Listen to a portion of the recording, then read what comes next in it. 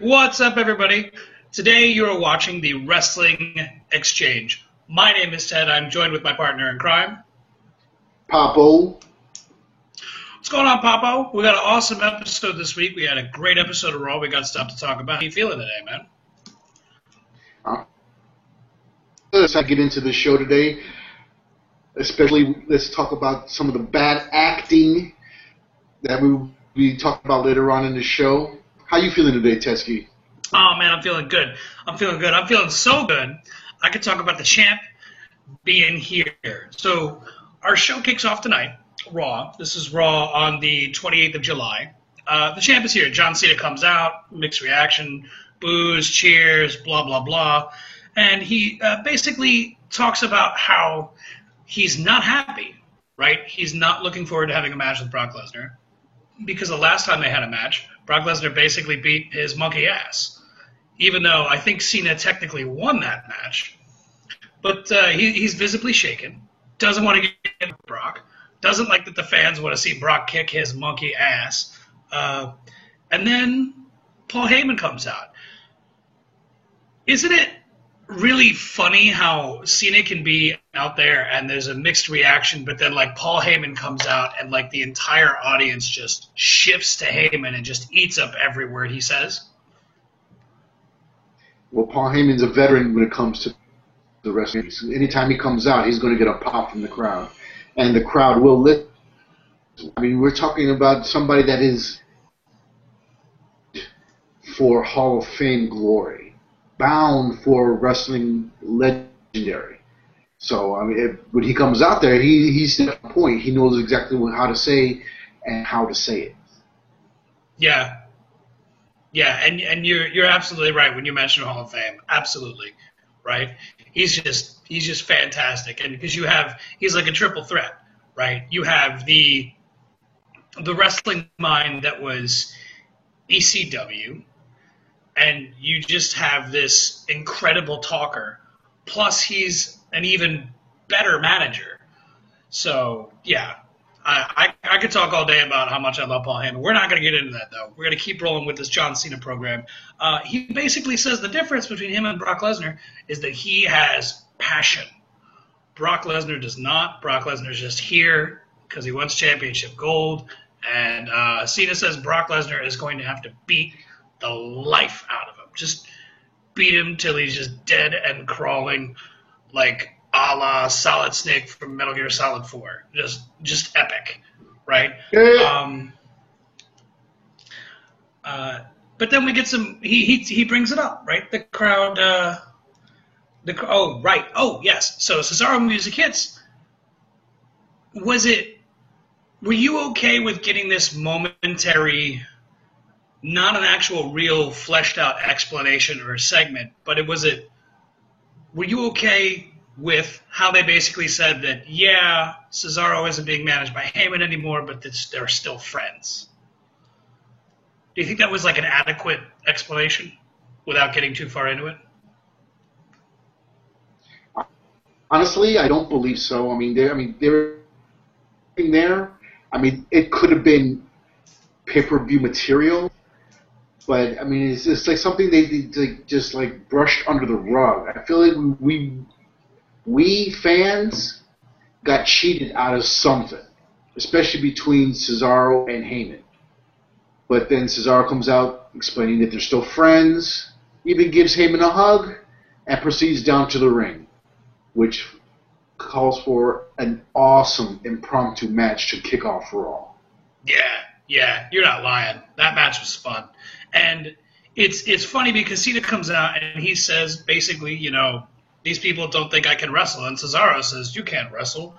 And then they kind of play off this real world smart fan hatred for John Cena. And my take on it, I'm curious to hear yours, right?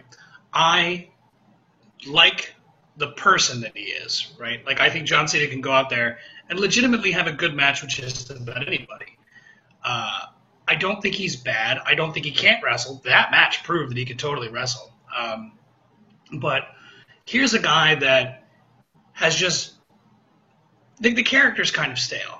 And I think the hatred is kind of unjustified at this point. Because here's a guy who's here every night, and he goes out there, and he rocks the house, love him or hate him.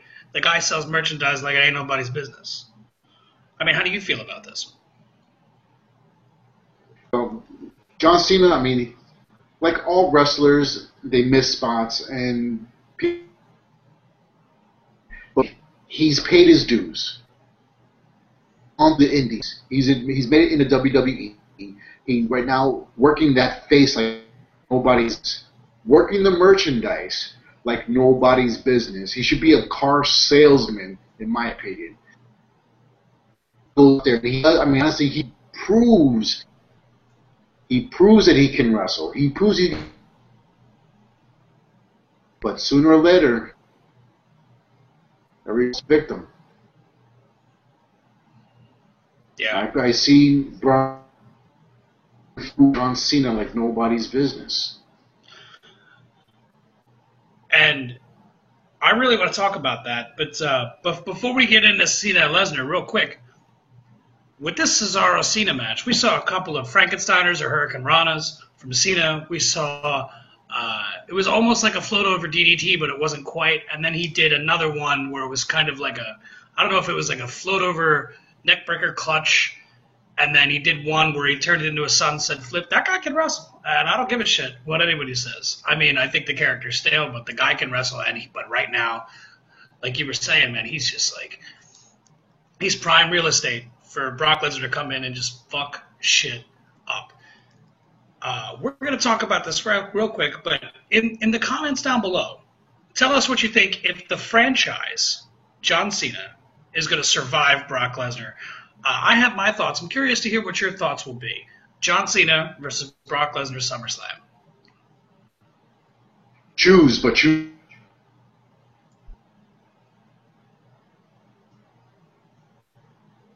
What? So, I'm telling everybody to choose, but choose. Yeah. I'm just curious, though, their thoughts. What do you think? Because I'm going to get into mine in a second. All over the internet that these two were match. So I knew John Cena was going to hold the belt last pay-per-view, and I knew that these two eventually going to be at the next. But I mean, me personally, I'm not a Brock Lesnar fan. I've seen him in UFC. I have my own personal. Again, Cena proves on Brock Lesnar, wrestler, WWE. I mean, he or champion. And I'm like, right now, if I had to choose between Brock Lesnar or Cena, I'm going to go with Brock Lesnar. Yeah. Yeah, I'm with you on that, right? He's got the pedigree, but and we'll get into that later, but I'm with you that I think that if anybody should come out of that match a winner, it should be Brock. But, you know, John Cena Cesaro put on a very, very solid match. Good way to open up the night, right? Then, what do we get after that? We got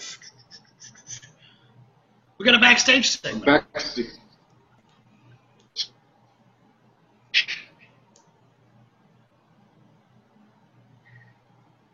And then, all of a sudden, Orton's in and talks about pay-per-view, whining and crying.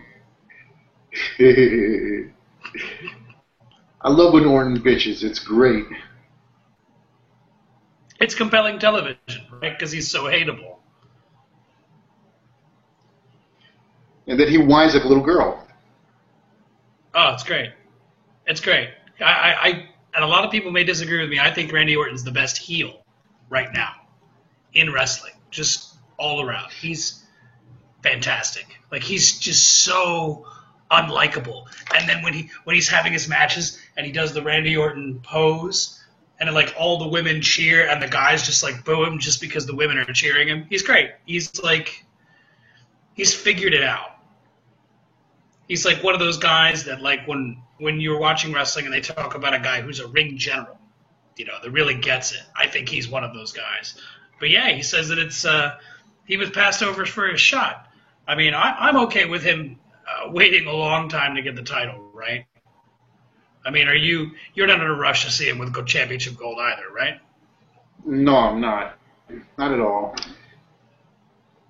But he does have a thorn in his side. You know who I'm talking about. Yeah, man. And that Roman Reigns. Roman Reigns. Choice for champion. So, as that segment goes on, we know that something's going to happen. So we'll get to that as the night goes on. So, yeah. Let's go ahead and move on to the next match, Mikey. Ted. All right. So we got an in-ring promo with Paige, right? She says, AJ is my best friend. I'm an emotional young woman. I make mistakes. I'm not going to do it again, I promise. AJ comes out, and they basically have a nice little exchange, and then this is something I wanted to talk about, because we mentioned this a few times earlier, but it's becoming more and more of a dick move. Yes, I think the fans in attendance should be able to voice their opinion. But I think we all know that AJ Lee is with CM Punk in the real world, in the real world outside of professional wrestling. And he's not here. And I get that some people may feel that chanting CM Punk and her may be a nod of respect to him, but I just kind of feel like it's a dick move. Like, you should just why not chant AJ Lee? Like, if you like her, chant AJ Lee. Don't chant CM Punk, because she's not going to benefit from the CM Punk chants. Am I wrong? Shouldn't we just chant AJ Lee? Or let's go AJ? Whatever fucking combination of the two? Yeah, but they're together in the real world. Everybody's going to go with the stronger. Everybody wants CM Punk to come back. They know they're together. So they're going to go ahead and just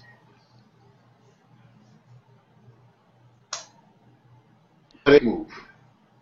Well, I feel for the fans that chant for CM Punk to want Punk to come back, right? Like, I'm with you in the sense that, like, there's nothing more than I would want to see a surprise return by CM Punk, which I think we're going to see inevitably. I don't care what the fucking dirt sheets say. There's enough money on the table. He's not like he had neck surgery and can never compete again. That's going to happen. He's going to come back to wrestling. Maybe he just needs – well, no, we know he needs some time off. But I just feel like chanting CM Punk says, hey, the fans want CM Punk. But if CM Punk doesn't want to be there, chanting CM Punk is kind of useless, right? Because at the end of the day, I don't know what went on behind closed doors. I don't know, and I'm not going to speculate. But at the end of the day, we know that CM Punk showed up to Raw and then just went home. So I'm not going to say he took his ball and went home, because that's the popular thing. And, God knows we heard a lot about that with Austin. But at the end of the day, he made the decision to leave. And I feel like us chanting for him isn't going to make a damn bit of difference. Like, chant Daniel Bryan, if anything. I mean, obviously don't chant Daniel Bryan during AJ Lee matches, but if you want to see somebody, here's a guy who's definitely coming back in the short term as soon as he's finished healing. But those are just my thoughts. I'm getting on a rant. But at the end of the day, that was it with the Paige and AJ Lee promo. Got anything else you wanted to add before we roll into the next segment? Let's keep rolling. Keeping it rolling, we got Triple H and Stephanie with an in-ring promo. Stephanie's visibly upset, distraught. She basically says that, her night in jail ruined her reputation. Her kids are ashamed. She's besmirched her family, her good family name.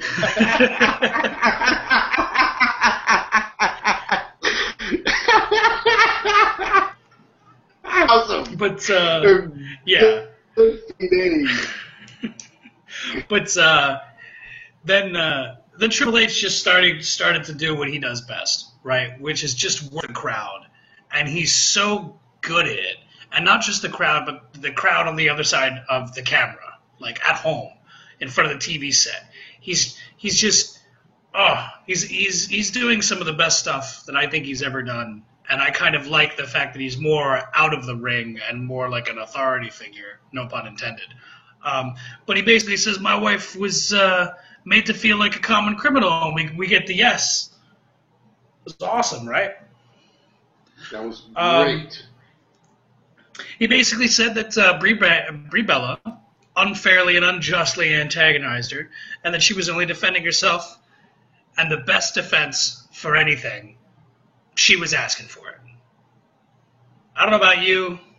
I don't think she was asking for it, and I think the fans let them know. And then basically says that all the charges are being dropped except for the assault charge, right? The assault and battery, and they're inviting Brie to come out so they can have a meeting. And who appears?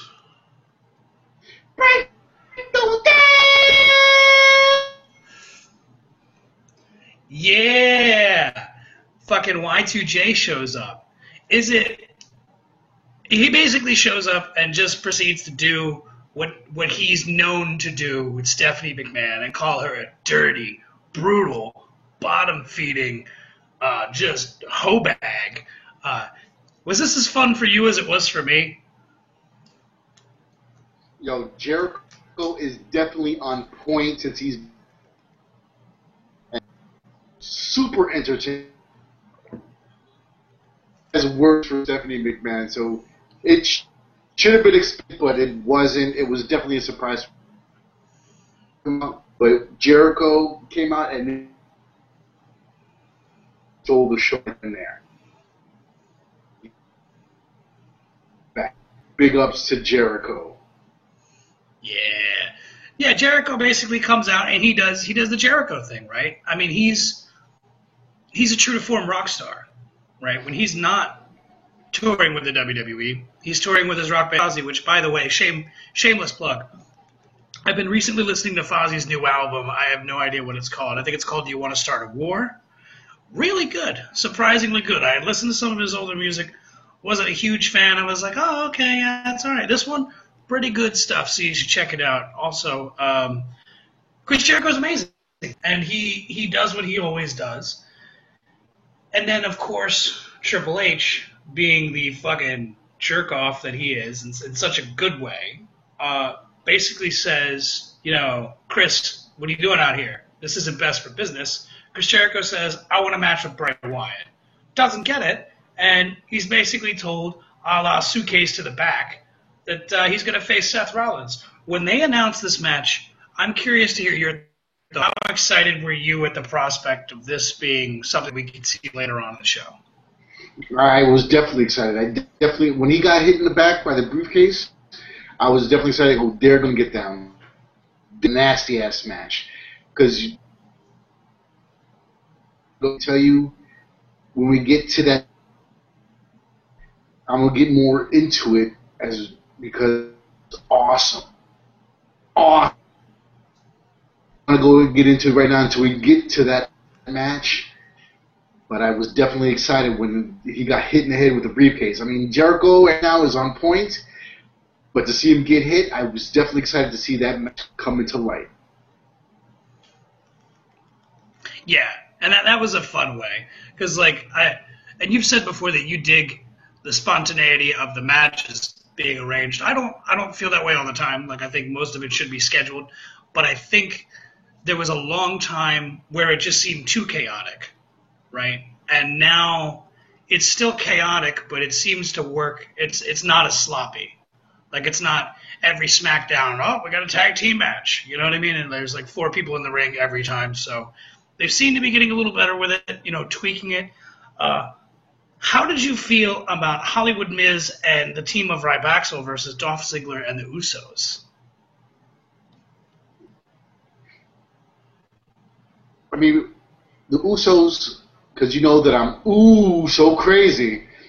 I mean, it was kind of not up to the whole 6-man tag thing. Luster. There was something that was didn't hold my attention. Yeah, this Who was was. it? We had Coffee and Big E watching a match.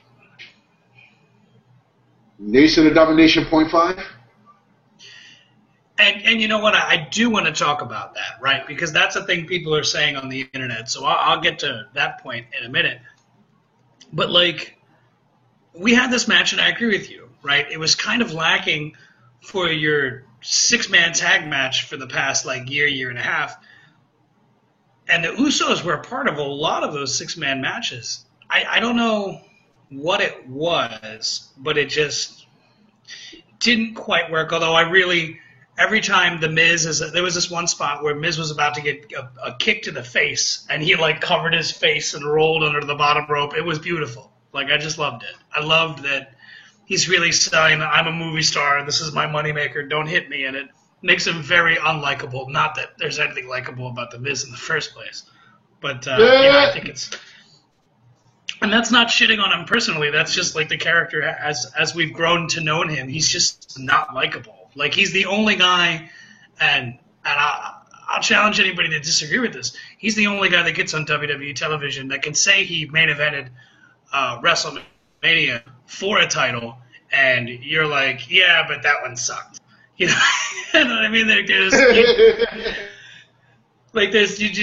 I don't know. Like, anybody else could say they were in the main event for the title at WrestleMania, and I would be like, yeah, that guy was the main event. But it was just more like, at the time, Miz was just like a warm body that was there. And that's no insult to Miz. It's just kind of like how they put him there. But yeah, I'm digging this whole thing. But yeah, it was a lackluster six-man tag. So the Big E, Xavier Woods, and who's the other one? Kofi Kingston, right? Watching on the outside. You mentioned the Nation of Domination. I mentioned it last week. A lot of people, there are some people out there that feel that it's, I don't think insensitive is the right word, but it's poor judgment to say that these guys would be a quote-unquote Nation of Domination group just because they happen to be three black guys. I'm going to say that that's our only point of reference, right? So here's a perfect example. You've got The Shield. A lot of people compare The Shield to other factions. In my mind, The Shield, to me, were kind of another take, or at least my interpretation of it. It was another version of the Freebirds, right? But like updated. And, you know, everybody's going to get compared to anybody. Everyone's going to be compared to everyone all the time for any and everything. So I don't think it's an unfair comparison to mention the Nation of Domination, because that's the really only black stable in major pro wrestling WWE that we know of, with the exception of Mabel and oh god, who were the guys that were running with Mabel? Were they Men on a Mission back in like 93, 94? King Mabel? I don't even remember right now. I remember.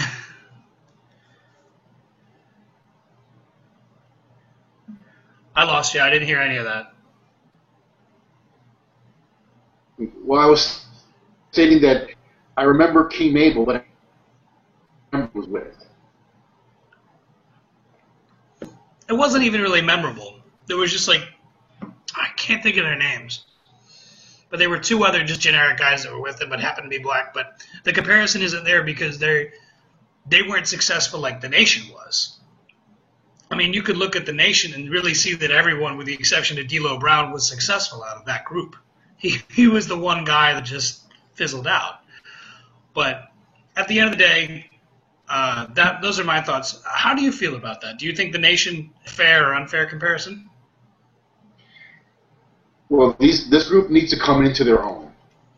They need to come up with a name for themselves so they can step out of the Nation's shadow.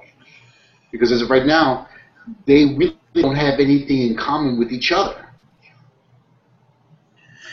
But the only thing in common is that they're black. Yeah, and at least Biggie and Kofi have won matches. Real talk, I swear to God, I've never seen Xavier Woods win a match, ever. And I've seen him maybe have 100 matches between SmackDown, Raw, NXT. Never seen him win, ever. Never, not once. He's like the Brooklyn Brawler, except he's got a PhD, working on a PhD. But whatever the case is, I like it. I actually like that they're not doing anything here. That they're just kind of standing and they're letting everybody guess what they're doing, right? It kind of adds to the mystery, like, what's going on? We don't know. They're just standing. But if it keeps going on with no development, that's going to get really boring. Listen, not to mention Wade Barrett, because Wade Barrett was not a part of the show tonight, I'm afraid we've got some bad news. Something terrible happened on the show. Papo, do you care to elaborate? Okay. The streak. I'm going to elaborate, but I'm sorry. I just had to laugh. I'm sorry. For those who are believers, the streak is dead. They are a quick match, one roll-up, and let me tell you, the look on Bo Dallas's face after that roll-up was epic. I had some laughs where you get a cramp in your just by the look on his face. And I know, Ted, that you are a believer. You want to take about two minutes, or about just a moment of silence for the streak? No, I think we've mourned it enough. It is the death of the greatest streak in sports entertainment in 2014. Not including the Undertaker streak at WrestleMania. So I had a few thoughts on this, right? I like R-Truth. I like Bo Dallas. I like the idea of ending that streak, because the point of a streak is really at some point you're going to end it. At least in my opinion, although in my fantasy world, the Undertaker streak would not have ended. I see why they did it. I wouldn't have done it. But nevertheless, so Bo Dallas' streak had to end at some time. I felt that this was something that you could have done on pay-per-view, right? Even if it's just the throwaway opening match, or it's the match in between the two main events, that popcorn match, or the pre-show. That should have been something kind of built up more. I feel like they just kind of unnecessarily pulled the trigger on that. But at the end of the day, the streak, him losing the streak, did something that I think it was supposed to accomplish, in that he tried to maintain that calm and collective demeanor, and basically, like, that's okay, sometimes life just gets the better of you, and then just jams the microphone in R-Truth's face and just proceeds to beat the shit out of him. I'd like to see those two guys feud. I just don't know if there's any money in it. But if this means more of that kind of thinly veiled, disingenuous wolf in sheep's clothing that Bo Dallas's character is portraying, then I think this is all a good thing. Not a big fan of the way they ended it. I know you must have been thrilled, but I will still. I was laughing. Terrible. Well, rolling on, we got Rusev and Lana, and I could talk about Lana all day. She basically comes out, shits on All Glory, talks about Obama, talks about, she even kind of references the current talk that the U.S. government is trying to get members of the European Union to go in on sanctions against Russia. And she even kind of mentions this in a roundabout way. But then, we the people, huh? Right? I mean, how stoked were you for we the people, for the real Americans? During her banter, I was waiting for some out. I was thinking maybe a new feud. Looks like this feud is still going strong, especially with Swag going against Rusev. So looks like this is going to build up to be so political and get the crowd going. But then, we the people, I'm holding the flag crowd, and just runs down towards the ring and just knocks Rusev in his head. Totally awesome. Totally awesome. Yeah, I like too. I like the idea that Zeb cuts this just like America promo, right? Like he says, the flag is just a representation of the American ideal, whether you like it or don't like it, whether you like the guy that represents it in the office of the president or you don't like him. That's what these things represent. And he says, kind of almost had a thing like every time he said something, he like reinforced it by saying "we the people" after it. I actually kind of dug it. I think he should stick with that. I think it works very well with the crowd. When he says, this is the flag that represents family, it represents football, we the people, pickup trucks, we the people, sons and fathers, mothers, daughters, pretty girls, and beer. All good things American. I loved it. And I love that they're continuing this feud because, I don't know about you, but I think these are the loudest cheers that Jack Swagger has ever gotten. Am I wrong? In his career. In his pop like this before. I watched him since he was NXT. It took this long and this gimmick to this course for him to even get that kind of a pop. I mean, he's definitely got the in-ring skills, but it took a while for him to get over with the crowd. Yeah, and I guess it's also too like to finally figure out what works. And that was my thing with Jack Swagger for the longest because here's a guy who I know he's a NCAA division whatever, impressive amateur wrestler, and here's a guy who is huge.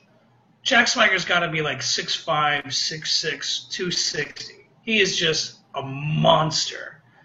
And then, of course, he uses the ankle lock, which I think the ankle lock's one of the most over-submission moves ever. And we can thank both Ken Shamrock and Kurt Angle for that. Shamrock! Well, we'll get into that in another, and that'll be another point for discussion at a later date, right? Who had the better ankle lock? I'm going to disagree. I'm going to say Ankle's got the better ankle lock. Nobody got it better. But you know what? We're getting off. Yeah. Good feud. I like that it's going. Jack Swagger's getting the biggest pops he's ever gotten before. Finally got something that works. If it ain't broke, don't fix it. I say they keep his character this way for a while because we don't have to have a whole lot of development, right? Because if the evil foreigner comes in and says, America sucks, and he has to just come out and say, we the people, and kick his ass, that's good enough for me. And I think that's good enough for the smart fan and for the average fan that buys a ticket because their kids want to go see it. And I think it's just money all around. Plus, it's nice, even if we all don't agree on our nation's politics, it is nice to feel good about something. A little bit of patriotism, even if it maybe is a little weird and misplaced. I think it's a nice thing. Nothing wrong with it.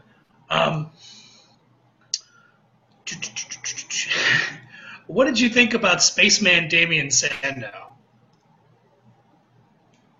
That was hilarious. He definitely had me.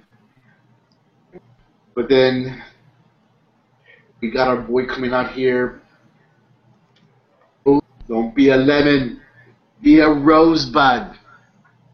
Oh, so sick of it already. That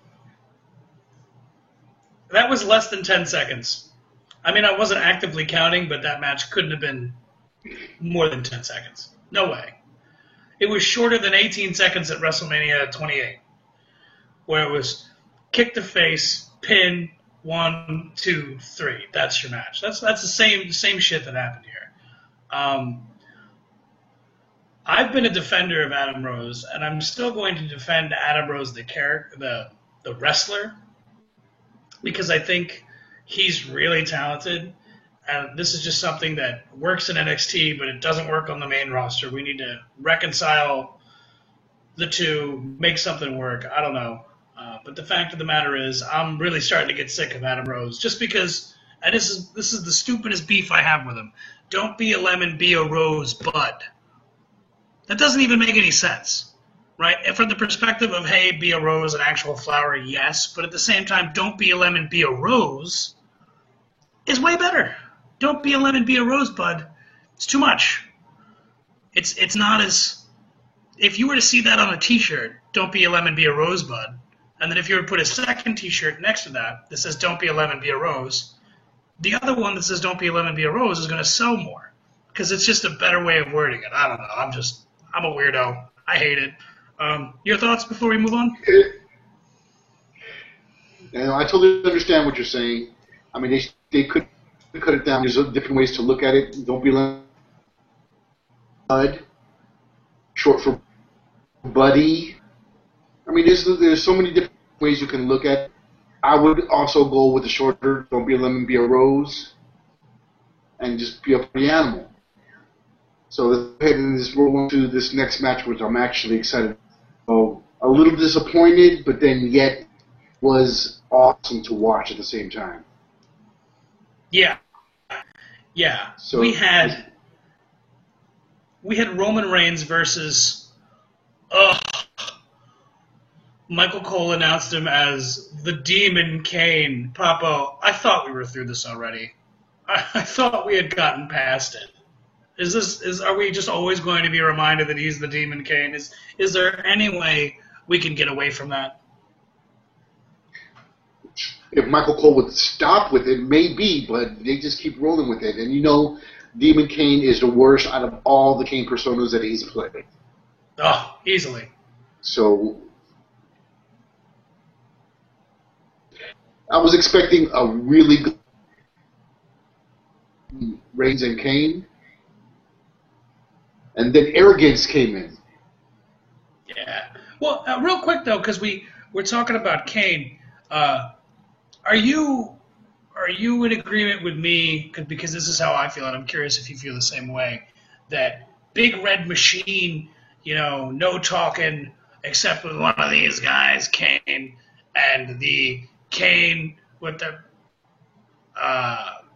slightly different entrance music, but completely bald, and just the pants, no mask. Do you feel, because I feel this way, that those were the two best versions of Kane, and that this version of Kane is just awful? I'm in total agreement. My favorite was the Big Red Machine. That was by far my favorite Kane out of all of his personas. The Big Red Machine will kick his ass. Plus, the Big Red Machine also...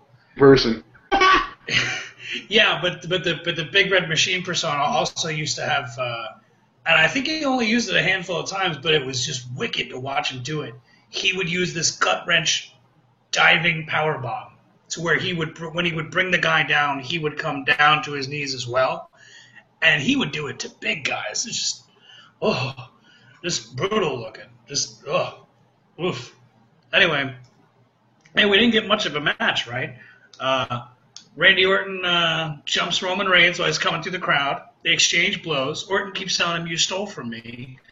Then he gives him a hangman DDT, throws him into the stairs like 2 or 3 times. And then what'd you think about those RKO spots? Man, the first one didn't even break the table. I was like, oh God, he's dead. Again, and RK's him through the table. I was like, oh my God, he's dead again. Yeah, yeah, it was like fantastic, right?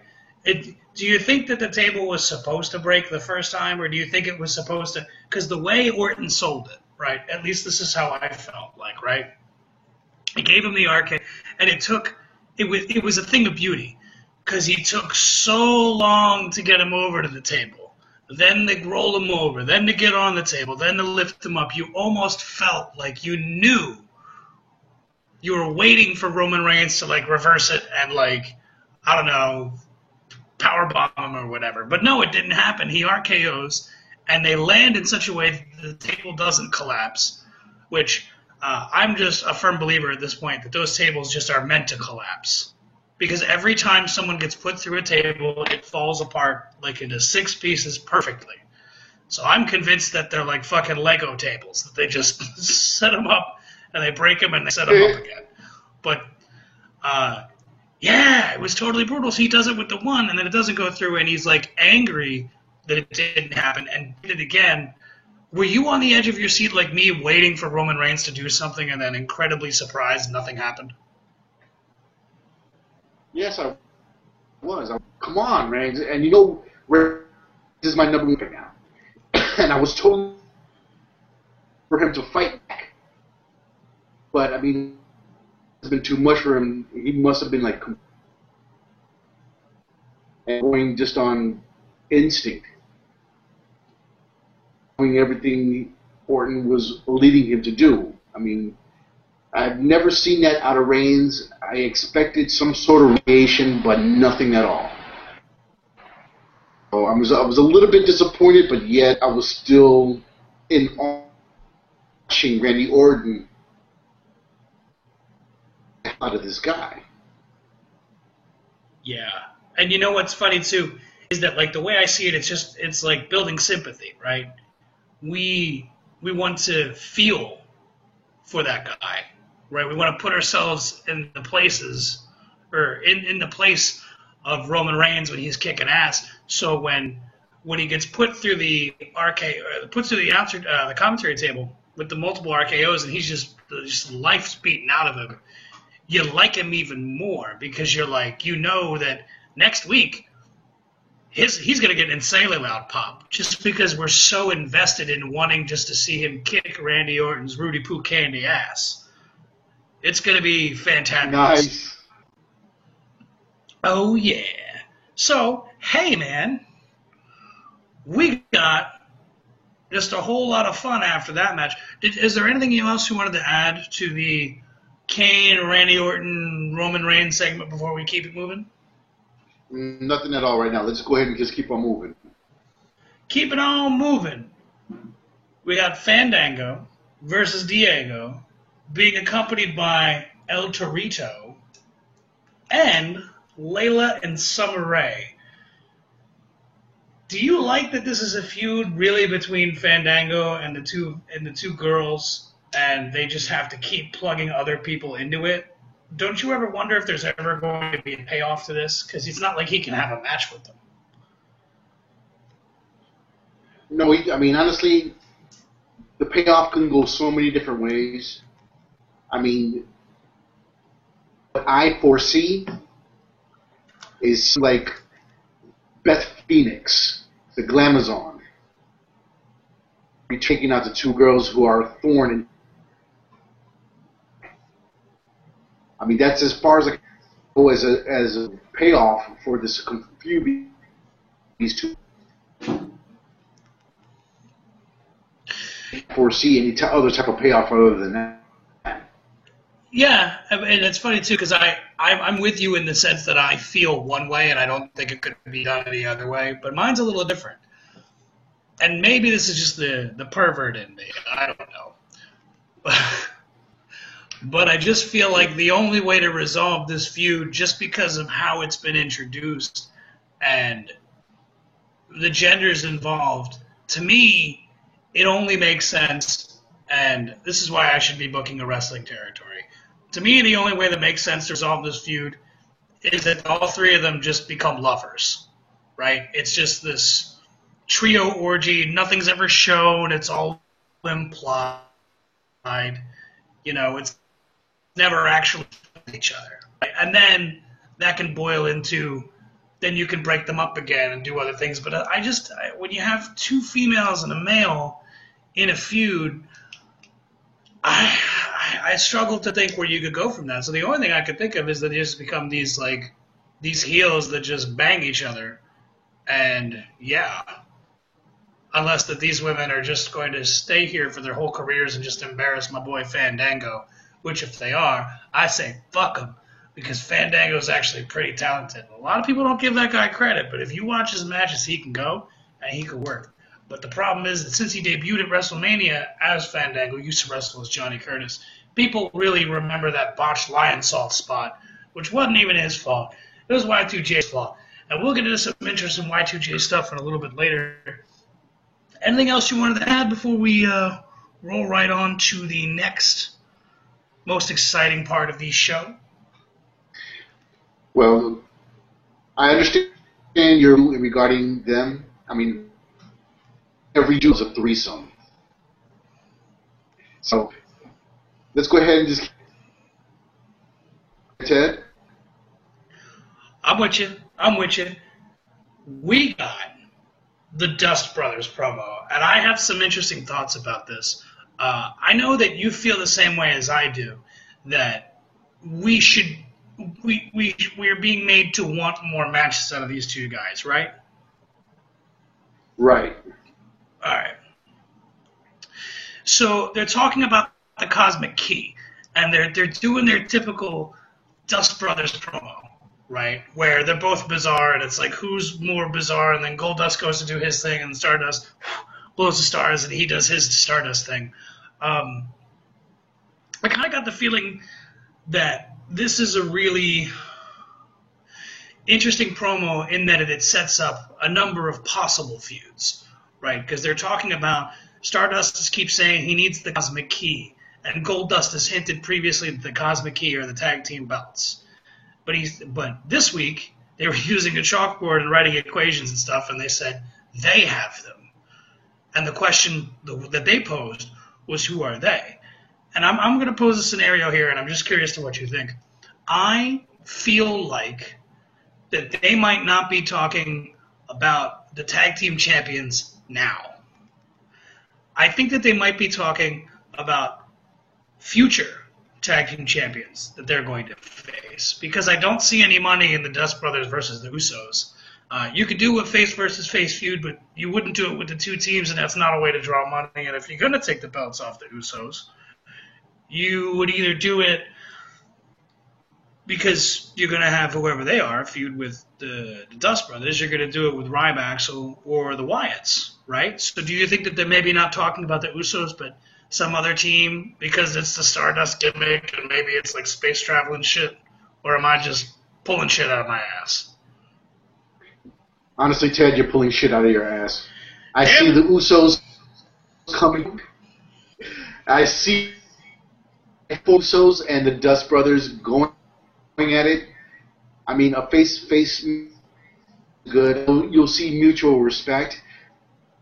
Bizarre ones, I really don't see it. But that's the tag team title match that I want to see. Match 4C. And right now, I want to see the feud, but until these guys get off the promo, I really don't see it happening.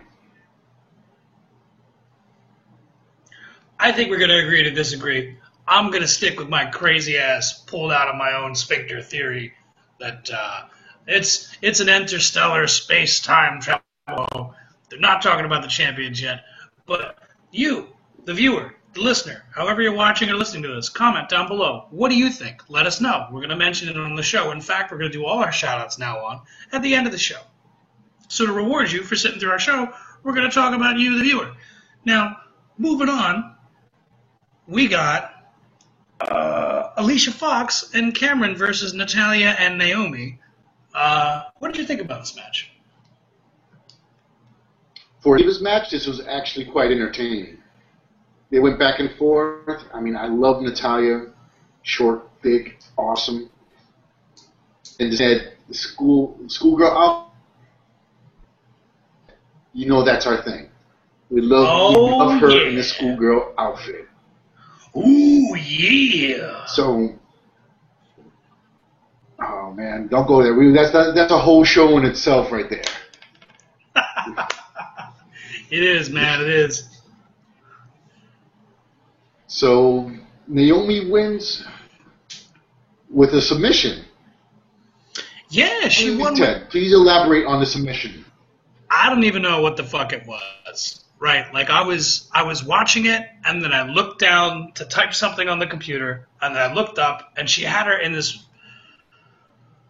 I don't know what the hell it was. It looked like, and I could be wrong, but it looked like a modified body scissors with a possible double underhook. Whatever it was, from the angle that I saw it at, it was just nasty looking. I liked it. I liked it a lot.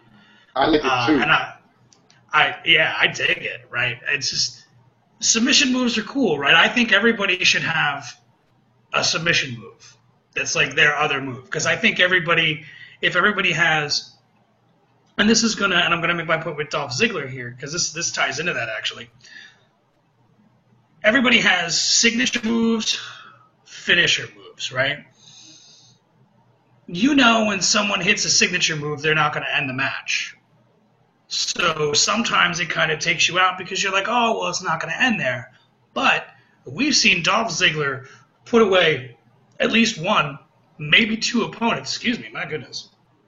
One, maybe two opponents in the past month with the Famouser, which has always been a signature move of his. He's never actually beaten anyone that I know of. And if I'm wrong, comment down below. Let me know. Tell me I'm an idiot, whatever. But I like it, right? It kind of adds to the anything can happen at any time. And if anybody's got a finisher, it raises the bar of excitement. Because you know, oh shit, they've got her in a blah, blah, blah lock. Like Paige's modified Scorpion, whatever the hell it is, where she puts him in there, and you know damn well that if someone gets put in that for real, there's no getting out of it. You're done. Put a fork in you. Yeah. It's over. But yeah, man, I really like that. And I think this is proof that the Divas that we have now as a group are a better group of Divas that we've had in the past as far as ability to wrestle. Because in the past, we've had various groups of female wrestlers where maybe like 2 or 3 out of them could really go. But in this group right now, most of them can go. Everybody in this match, with the exception of Cameron, was pretty damn good. And I think that's just because Cameron has more of a lady brawler style and she doesn't do much of the wrestling. But Alicia Fox is amazing. Naomi's amazing. Natalia's amazing. They're all really good. So I liked it. And I like that we got some serious female time on this show. I think it's really neat. You know, and it kind of breaks it up, makes it more fun. That's the kind of shit that my wife will look up from whatever she's reading to watch with me. And I'm all in favor of that. That is awesome. But the match was finished with whatever the hell that modified body scissors was, and we got the Y2J versus Seth Rollins. We hinted at this earlier in the show. Man, was this a fucking kick-ass match or what? This was a clinic.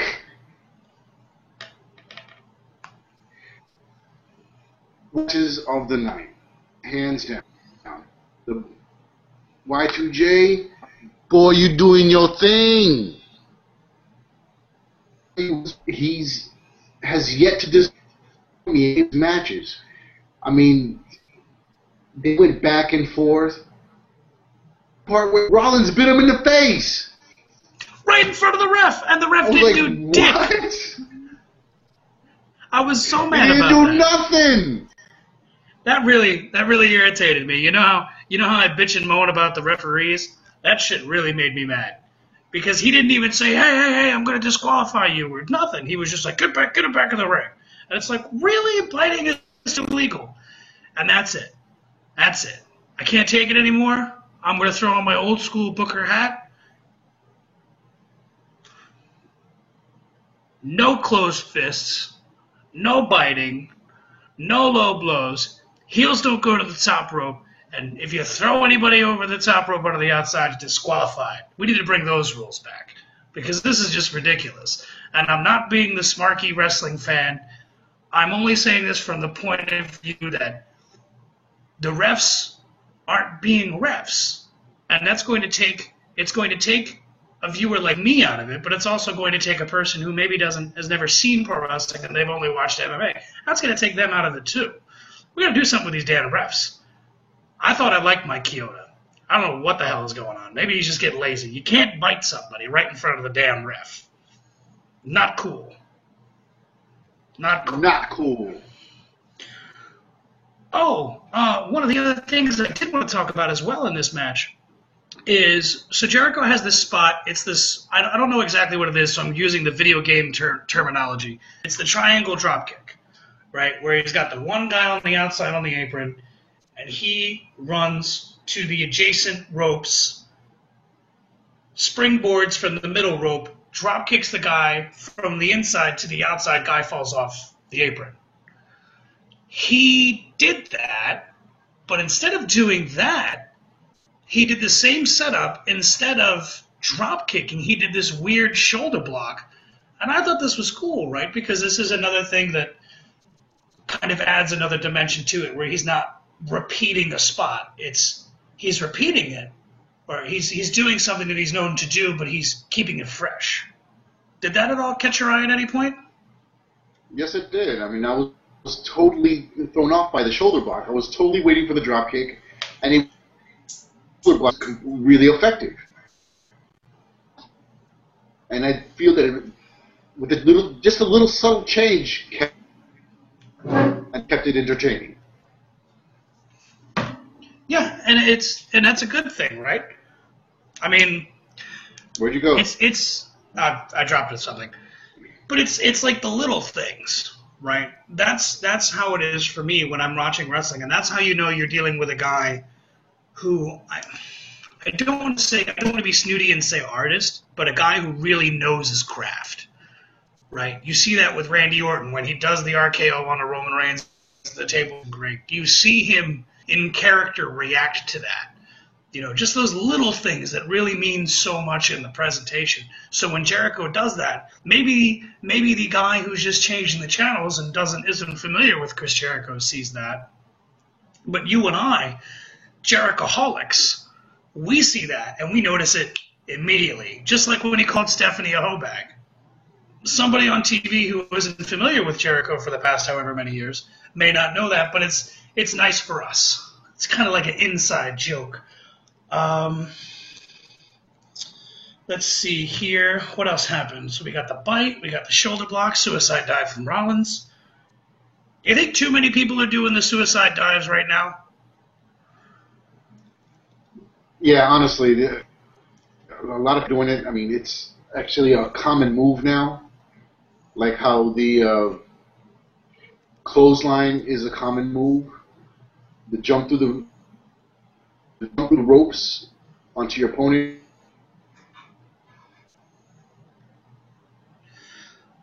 I think when it comes to the suicide dive, as much as I love it, and as much as everyone who does it, theirs is a little bit different, the only person I want to see do a suicide dive, if I was in control, if I was calling the shots, would be Luke Harper. He would be the only guy allowed to do a suicide dive, just because the image of that guy jumping through in between the top and second rope from inside the ring out to you is terrifying.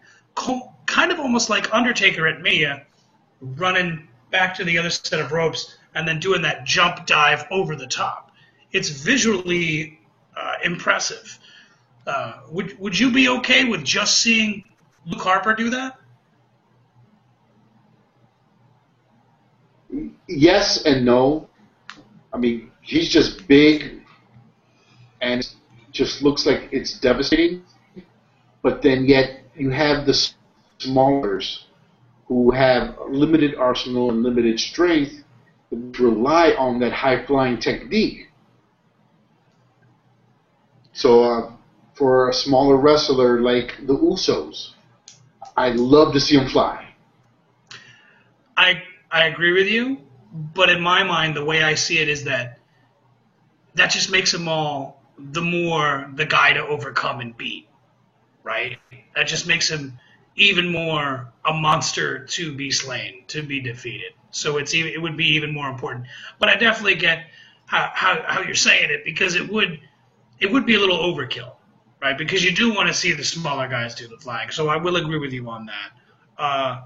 Hey, Rollins springboards from the apron to the middle in the ring and gets countered by a wicked code breaker. Is it just me, or is the code breaker one of the coolest moves to catch someone off guard with? Like right up there with the RKO. Yeah, with the code breaker, you can pull it out of anywhere. Like just like the RKO, Diamond Cutter, however you want to say. But with the code breaker, I mean, he can pull it out of a hat, like a magician with a rabbit. I mean, you could turn around, boom, code breaker. Running to the ropes, kick to the stomach, code breaker.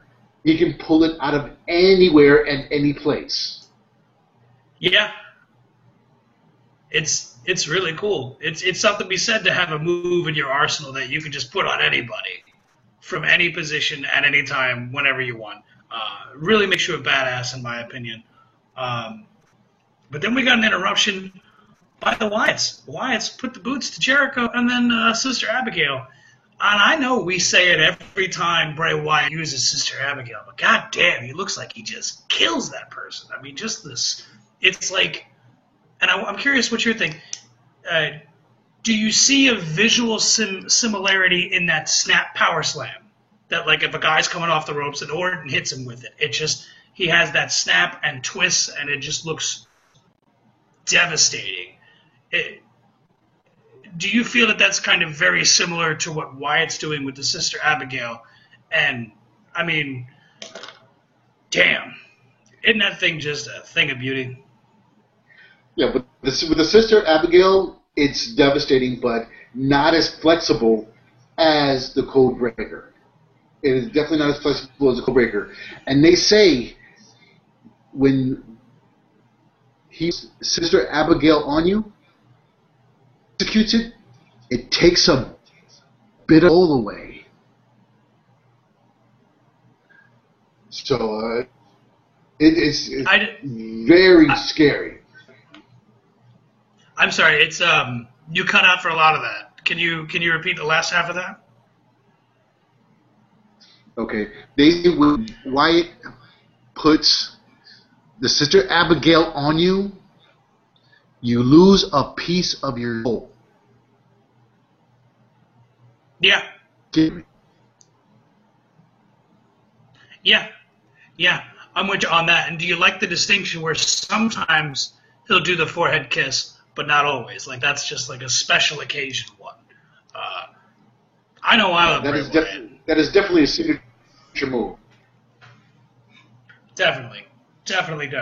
So he basically puts the hurting on Chris Jericho with one really vicious-looking code breaker from Jericho to Rollins, followed by an equally vicious-looking Sister Abigail to Jericho. Again, really, really cool. And also, Sister Abigail is one of those moves that it's not that it takes so long, but in the presentation, he gets the guy, he brings them down, he smiles, he laughs, then he does it. It's like, it's tailor-made to build up anticipation, right? Because the whole time, you, the viewer, because it's not something that happens like that, you're thinking, oh, well, the guy could reverse it, because we've seen it happen a couple of times.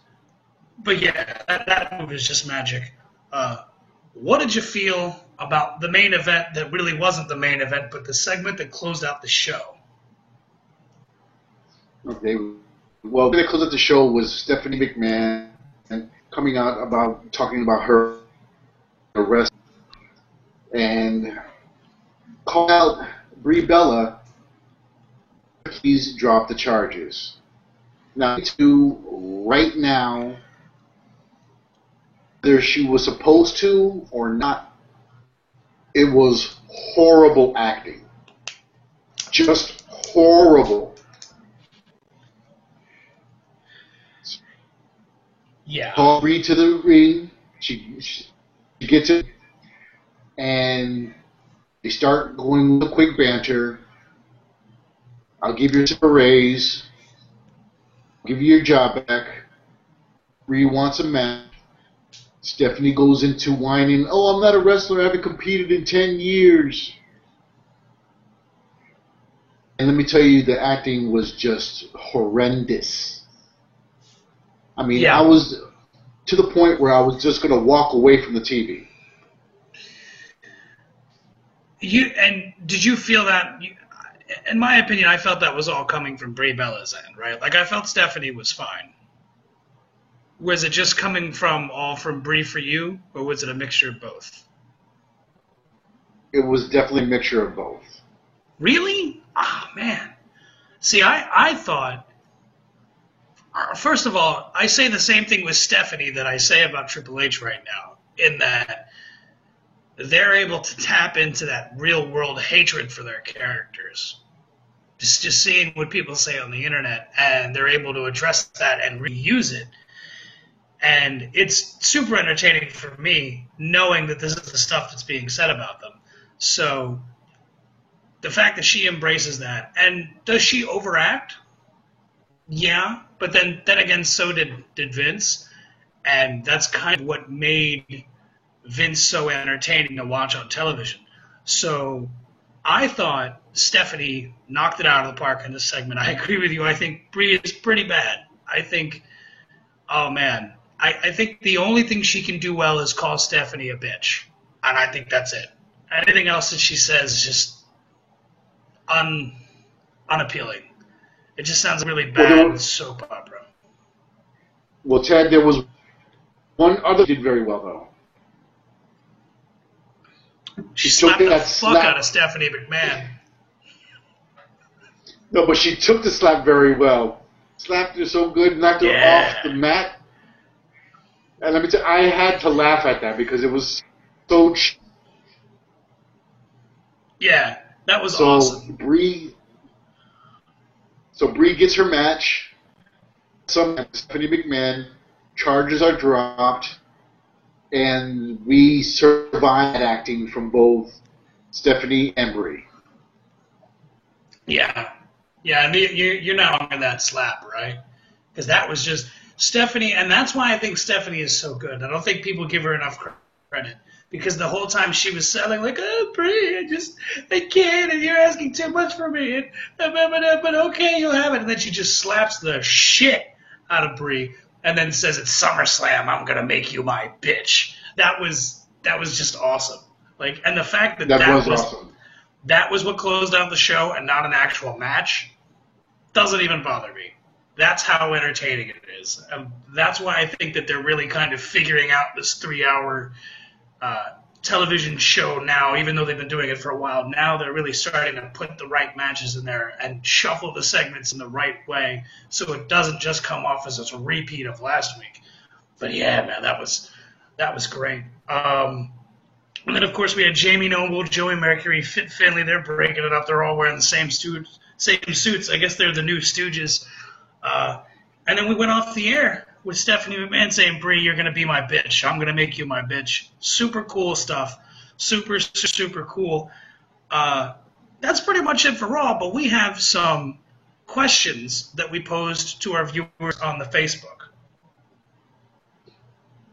Okay. Last week, when we went off the air, I went ahead and put on a question, who is your favorite wrestling group or faction? And to please make sure that it's more than 2 people. Not just a tag team, but a faction or group. Okay. We got Jersey Born, a.k.a. Brian, one of my good friends. He put it in the Dudley Boys. And what he meant by a Dudley Boys was ECW. The Dudley brothers were known as Dudley Boys, coming out with tie-dye at ECW, which they always put on a great show. So shout out to Jersey Born for your answer.